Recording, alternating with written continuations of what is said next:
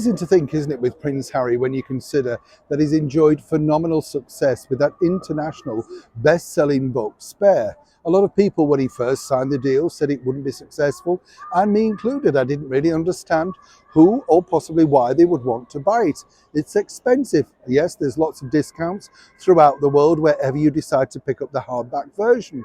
But it's interesting to note, isn't it, that really he's standing by every single thing that he said in the book.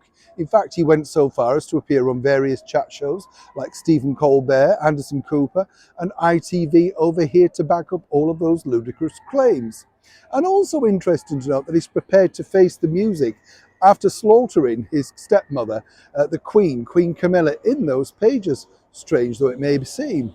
But now, has Harry decided to have something of a change of heart regarding the paperback edition? According to a very good source, he's already decided which bits he now wouldn't like to include in that paperback edition. So who makes the cut? And as ever, who doesn't? Let me explain. Hi, good morning, Neil Sean here in the very heart of London, and as ever, nice to see you today. Thank you, by the way, for your lovely comments regarding the cost cutting if you're coming to London, or just basically, I like to consider it just doing anything, you know. Somebody wrote in the thing, oh, you're frugal, you know, these are frugal tips. What's wrong with being frugal? Isn't it more daft to just go out and think, well, I'll spend £3 on a cup of coffee, knowing you could have made it yourself and saved money, and perhaps using that as a treat for something else, whether it's a cinema trip, a nice boat trip, or indeed a trip to the garden centre or something like that. Why does that consider? I don't understand that, you know. Am I wrong? Yes. It's interesting to get both sides of the story. If you've got the brass, as they say in the North, it doesn't bother you. I, for one, just think, are you being ripped off? Back as ever, though, to your breaking royal story of the day.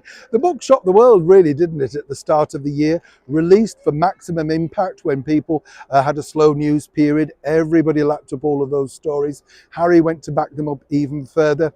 Once again, though, changing exactly how they both claim they met. That's Meghan and Harry. If you remember, of course, they claimed they met totally differently. In Harry's book, like so many stories, seemingly things were totally different.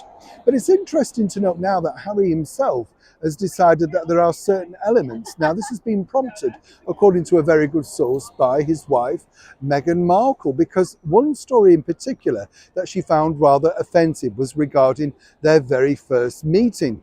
That's right. If you recall, in that particular story, shall we say, Harry detailed how he had personally embarrassed himself by not being able to make the, shall we say, restroom in time.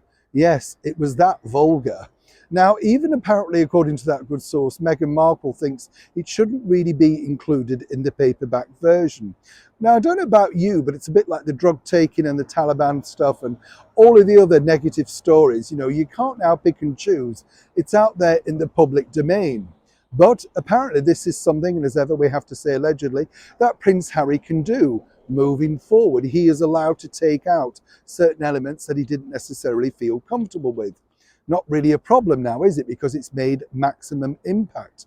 But according to a very good source, the reason particularly why this area needs to be removed is that apparently Meghan feels this paints her in something of a bad light. The fact that he was so nervous in advance to meet her, he had an accident. Whichever way you look at it, it's strange to think, isn't it, that once again they're playing with a narrative, a truth, their version of events, whatever you want to call it. And seemingly now, maybe in years to come, and the hardback's out of print, that would become the definitive version. But you can't escape it in the internet world. Once it's out there, Harry, it's simply out there, whether Meghan likes it or not. Neil Sean in the very heart of London.